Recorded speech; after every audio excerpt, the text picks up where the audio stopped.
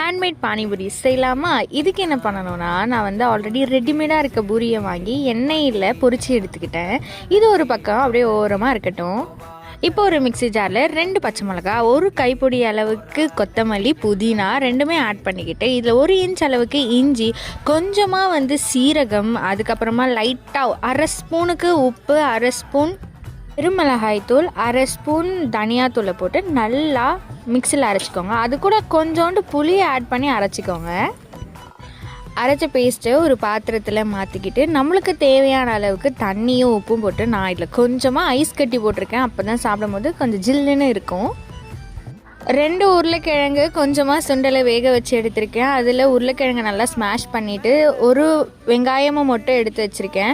இப்போ ரெண்டுத்தையுமே நல்லா மிக்ஸ் பண்ணிவிட்டு அதில் கொஞ்சமாக சால்ட்டு, வெறுமிளகாய் தூள், கொஞ்சமாக பெப்பர் இதெல்லாமே ஆட் பண்ணி இப்போ இது எல்லாமே வச்சு சாப்பிடுங்க. வேறு மாதிரி இருக்கும். ட்ரை பண்ணி பாருங்கள்.